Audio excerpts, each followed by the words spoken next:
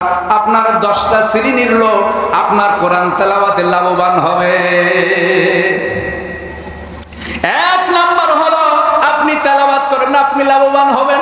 আপনার বাবা মা হবে, আপনার নানা নানি হবে, আপনি যার বাড়িতে খাইয়া লেখাপড়া করেছেন তিনিও লাভবান হবেন। এমনি তো আর খান না। একজন তালবে ইলমকে যদি কেউ সম্মান ইজ্জত করে, আল্লাহ পাক বলেন সে তালবে ইলমকে সম্মান ইজ্জত করলো না, সে যেন আমি আল্লাহ রাসূলকে সম্মান ইজ্জত করলো। আল্লাহ পাক বলেন আমার রাসূলকে যারা সম্মান ইজ্জত করলো, সে যেন আমি আল্লাহকেই সম্মান ইজ্জত করলো। এ বাবাজি, দেশের ভিতরে পৃথিবীর ভিতরে সুনাম ধন্য একজন বাচ্চা, এই বাচ্চাটা ভারতবর্ষের ভিতরে 26 বার তার সেনাবাহিনী পাঠাইছে মুসলমানদেরকে দেশ দখল করে ক্ষমতা নেওয়ার জন্য। এই বাদশার নাম হলো সুলতান মাহমুদ গজনবী। নাম কি? সুলতান মাহমুদ গজনবী। এই ভারতবর্ষে 26 বার তার সেনাবাহিনী দিয়ে আক্রমণ করেছে, বিজয় অর্জন করতে পারে নাই। লাস্টে তিনি নিজেই ভারতবর্ষের সেনাবাহিনী নিয়ে আক্রমণ করেছেন এবং জয়লাভ করেছেন।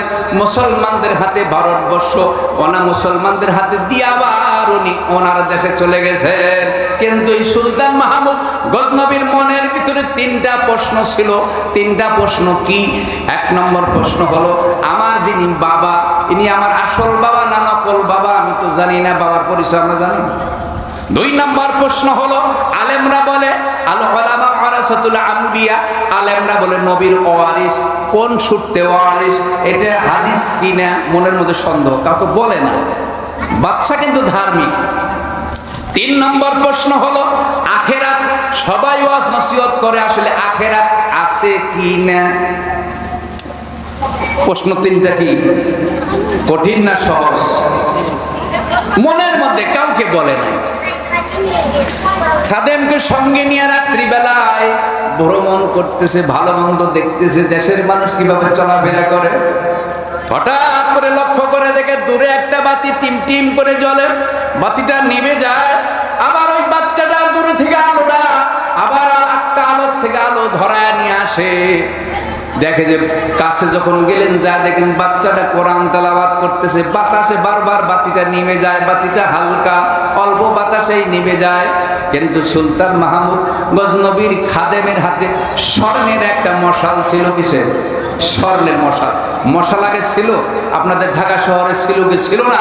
আমাদের রংপুর ডিস্ট্রিক্টে আগে বিভিন্ন দোকানে হেজা, হেরিকেন, নম্পো আর মশাল, বাঁশের সুঙ্গা দিয়া হোক আর লোহার পাইপ দিয়ে হোক, ওই পাট দিয়া বা পাটের বস্তা দিয়া মশাল জ্বালাইতো। হ্যাঁ, এখনো বিভিন্ন ধরনের মশাল মিছিল হয় না? গ্রাম অঞ্চলে হোক আর না হোক, ঢাকা শহরে হয় মশাল মিছিল হয়। এইটার নাম হলো মশাল। হাতের মধ্যে দামি একটা মশাল ছিল। সুলতান মাহমুদ দিলের মধ্যে মনের মধ্যে জাগলো, এই মাদ্রাসার তালবে ইলমটা কিতাব পড়তেছে, কালকে মনে হয় সবক দেওয়া লাগবে হুজুরের কাছে, এই জন্য বড় কষ্ট করতেছে। এই খাদেম আমার এই মূল্যবান তেল ভর্তি এই মশালটা ওই ছাত্রদের দিয়ে আসে। সুবহানাল্লাহ। ওয়াজ শুনছেন সবাই, আমি আগেই বলে নিচ্ছি ওয়াজ সবাই জানেন, আমি খালি আপনাদের মনে করে দেই।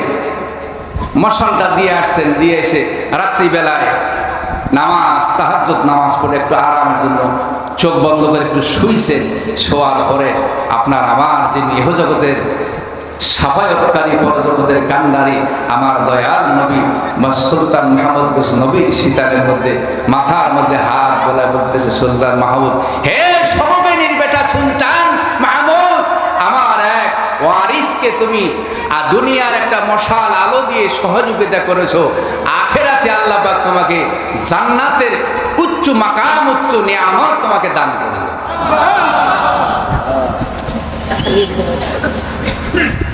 উনি ঘুম থেকে থরথর থরথর করে কাঁপতে কাঁপতে উঠলেন। হারি কত নামাজ পড়ি, কত আল্লাহর কাছে কান্দাকাটি করি, কোনোদিন আল্লাহর হাবিবকে আমি স্বপ্ন যুগে দেখতে পারলাম না। তাহলে আজকে আমার মনের ভিতরে যে 3টা প্রশ্ন ছিল, 1 নম্বর হলো আমার বাবা সর্বজ্ঞানী, আমার মা বলছে না আমার আসল বাবা কিনা, আর আখেরাত আছে কিনা, আলেমরা আসলে আমার আল্লাহ রাসূল ওয়ারিস কিনা। এটা কোনো মৌলবীর কাছ থেকে, কোনো আলেমের কাছ থেকে আমার মাসলা শুনতে হলো না। আমার দয়াল নবী সরাসরি আমাকে এসে 3টা প্রশ্নের জবাব এক কথাই দিয়ে গেলেন। আল্লাহ পাকের শুকরিয়া আদায় করে আবার নামাজে দাঁড়ায় গেলেন। তাহলে এর দ্বারাই আমরা কি বুঝতে পারলাম? আলেমরা আসলে আল্লাহর নবীর ওয়ারিস কিনা বলেন? ওয়ারিস কি সে এই ইলম, উনি যে দায়িত্বটা আমাকে দিয়ে গেছেন, এই দায়িত্ব যদি আমি পালন করি, আপনি যদি একটা শব্দ শিখেন, বাল্লিগু আন্নি ওয়ালাউ আয়া, আপনি যদি একটা শব্দ শিখেন, একটা আয়াতও শিখেন, একটা হাদিসও যদি আপনি মুখস্থ করেন, এটা আরেকজনকে শিখিয়ে যান। কি করেন, ঠিক না ঠিক? এই শিক্ষার ধারাবাহিকতা অনুযায়ী আজ আমাদের এই ১৫০০ বছর পরে এখনো সারা পৃথিবীতে লক্ষ লক্ষ হাফেজ কোরআন তৈরি হইতেছে। ঠিক না ঠিক?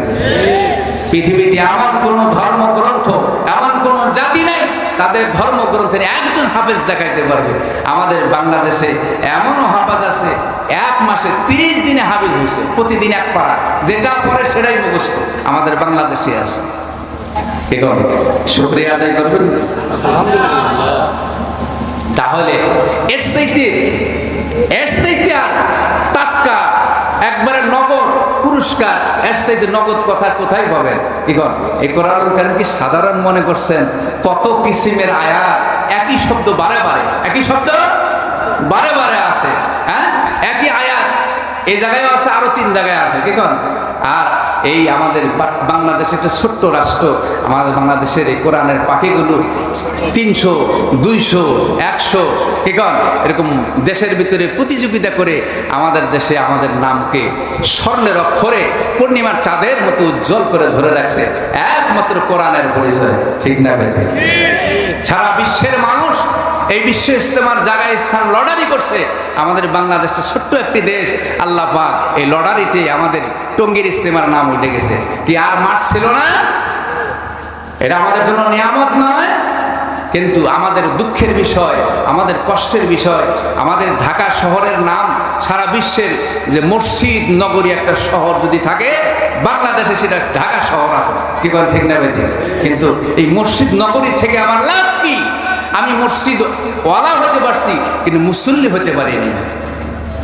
কথা বুঝাইতে পারছি ভাই? হ্যাঁ, মসজিদ ওয়ালা হচ্ছি আমরা, আমার দাদা দিয়ে গেছে, আমার বাবা দিয়ে গেছে, আমি দিয়ে গেছি খেদমত মতান্তরে মসজিদ ওয়ালা হয়েছি। আমরা মসজিদ অমক এসি লাগাইছি, 7 তলা করছি, প্রতি শুক্রবারে 50,000 টাকা আমাদের ইনকাম আসে। এই মসজিদ ওয়ালা হয়েছি, কিন্তু মুসল্লি হতে পারিনি।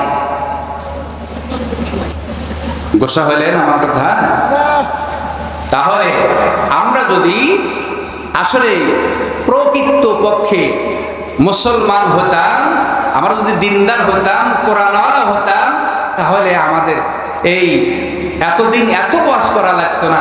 আমার বাচ্চা হওয়ার সাথে সাথেই আমার কি দায়িত্ব, এখানে যারা আছেন আমি সহ সকলকে যদি জিজ্ঞেস করি, বলেন একটা সন্তানের বাবা মার জন্য কি দায়িত্ব? বাবা জানে না। সন্তানকে জিজ্ঞেস করি, বাবা তোমার বাবা মার উপর তোমার কি হক, কি দায়িত্বটা? হুজুর আমিও জানি না। কি কন, খালি জানি না জানিনার মধ্যে আমরা চলতেছি। ঠিক না ঠিক? হ্যাঁ, কি করে এখন বাচ্চা হওয়ার পরে দেখেন মোবাইলে রেকর্ডিং আজান নিয়ে শোনা। আগে বাচ্চা হলে কি করতো? হুজুরকে দেখে নিয়ে আজান দেওয়া। এখন কি করে বলেন দেখি? মোবাইল রেকর্ডিং আজান কানের মধ্যে শোনায়। দেখবেন ওই বাচ্চা মানে কেবল খালি চোখ মুখ ফুটছে, হাত পা নড়াইতে পারে, ওই মোবাইল ছাড়া আর বোঝে না। কি ভাই, বানায় বললাম কথাটা? আপনি ওই মোবাইলের কিছুই জানেন না, ওই দেখবেন আঙ্গুল দিয়ে টিপা টিপি করে কোন জায়গা কি আছে সব বের করতেছে। ঠিক আছে, অবাস্তব কথা বললাম? হ্যাঁ, আপনি এটা মোবাইল, এটা যেরকম গতি তার চেয়ে বেশি হলো ক্ষতি। এটা যেরকম গতি তার চাইতে বেশি কি? সাইকেলে অ্যাক্সিডেন্ট হলে খাল বাকলা ওঠে, একটু ছাল উঠে যায়। আর মোটরসাইকেল অ্যাক্সিডেন্ট হলে ভেঙে যায়। হ্যাঁ, আর বড় গাড়িতে অ্যাক্সিডেন্ট হলে সর্বনাশ, খবরে নেই। এখন এই জন্য বলা হয়েছে যার যত গতি তার তত ক্ষতি। আমরা এই জিনিস থেকে একজনের নাম, বাবার নাম রাখছে, সন্তানের নাম রাখছে, জিজ্ঞেস করি বাবাকে জিজ্ঞেস করে সন্তানের নাম রাখছে অর্থ কি? জানি না। সন্তানকে জিজ্ঞেস করছে, বাবা তোমার নাম যা রাখছে তোমার নামের অর্থ কি? জানি না। কেন? একটা মুসলমান এরকম হবে কেন? আপনার শিক্ষা ব্যবস্থা এখন কি কোনো দুর্বল আছে? আমরা ছোটবেলায় ওই 7 গ্রাম খুঁজে একজন নোয়াখালী মৌলানা যা বলছে তাই, এখন কি সেটা আছে?